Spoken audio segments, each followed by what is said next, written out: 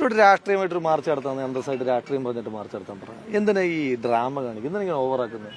ഭിന്നശേഷി വിദ്യാർത്ഥികളെ പറ്റി ഇവിടെ ആരെങ്കിലും ഒരു വാക്കെങ്കിലും വേണ്ടിയിട്ടുണ്ടോ? ഒരു വാക്കെങ്കിലും വേണ്ടിയിട്ടുണ്ടോ? നിങ്ങൾ കേട്ടിട്ടുണ്ടോ ഞാനൊരു വാക്കെങ്കിലും വേണ്ടിയിട്ടുണ്ടോ? നമ്മളിപ്പോൾ ഒരു രാഷ്ട്രീയമായി ഇപ്പോൾ MLAയുടെ ഓഫീസിലേക്ക് ഒരു മാർച്ച് നടത്തുകയാണ്. ഇപ്പം ഞാൻ പറയുന്നത് ഇവർക്ക് ഈ രാഷ്ട്രീയം പറയാനുള്ള അന്തസ് ഇവരെന്താ കാണിക്കാത്തത്? നമ്മൾ രാഷ്ട്രീയം പറയുമ്പോൾ എന്തിനാ ഈ മെലോ ഡ്രാമാസിലേക്ക് പോകുന്നത്? എന്തിനാ ഇങ്ങനെ ഓവറാക്കുന്നത്? എൻ്റെ വായിൽ നിന്ന് വീഴുന്ന ഒരു സ്റ്റേറ്റ്മെൻറ്റ് ഭിന്നശേഷി വിദ്യാർത്ഥികൾക്കോ അവരുടെ രക്ഷിതാക്കൾക്കോ എതിരായി ഞാൻ പറഞ്ഞ ഒരു സ്റ്റേറ്റ്മെൻറ്റ് കാണിച്ചു തരാമെങ്കിൽ അവർ പറയുന്ന പണി ഞാൻ ചെയ്യാം.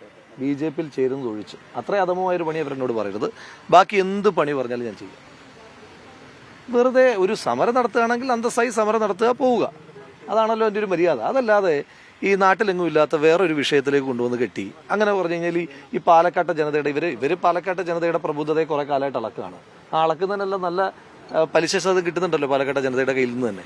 അപ്പോൾ അതുകൊണ്ട് ഇവിടുത്തെ വിഷയം എന്താണ്?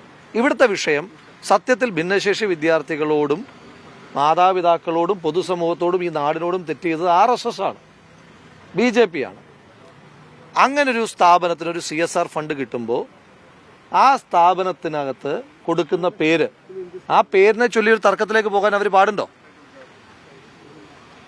അപ്പോൾ ആ തർക്കം തുടങ്ങി അവരെ അപമാനിച്ചത്, ഈ നാടിനെ അപമാനിച്ചത്, പാലക്കാടിൻ്റെ മതേതര പാരമ്പര്യത്തെ അപമാനിച്ചിരിക്കുന്നത് BJP ആണ്. BJP ഈ നാടിനോട് എത്ര മാപ്പ് പറഞ്ഞിട്ട് ഒരു കാര്യമില്ല. ഈ നാട് BJPക്ക് മാപ്പ് കൊടുക്കില്ല. അത് ഇതിനോടൊക്കെ ഒരുപാട് തവണ തെളിയിച്ചിട്ടുള്ളതാണ്, വീണ്ടും തെളിയിക്കും. അത്രേ ഉള്ളൂ. BJP ഇതുമായിട്ട് മുന്നോട്ട് പോകാനുള്ള ഒരു തീരുമാനത്തിലാണ് കോൺഗ്രസ്. നമ്മളിതുമായിട്ട് മുന്നോട്ട് പോകുന്നുണ്ടല്ലോ. അവർ മുന്നോട്ട് പോകുന്നുണ്ടോ ഇല്ലെന്ന് എനിക്കറിയില്ല.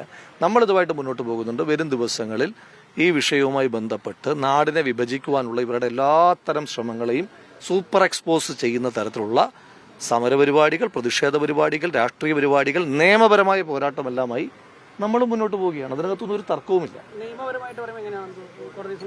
തീർച്ചയായിട്ടും നമ്മളത് കോടതിയെ സമീപിക്കുന്നുണ്ട്. അതുപോലെ തന്നെ തദ്ദേശ സ്വയംഭരണ സ്ഥാപന വകുപ്പ് മന്ത്രിക്ക് ഞാൻ നേരിട്ട് പരാതി കൊടുത്തിട്ടുണ്ട്. ബഹുമാനായ മുഖ്യമന്ത്രിക്ക് നേരിട്ട് പരാതി കൊടുത്തിട്ടുണ്ട്. അപ്പോൾ അതിനകത്തൊക്കെ ഒരു പോസിറ്റീവ് എന്താണ് പ്രതീക്ഷിക്കുന്നത്.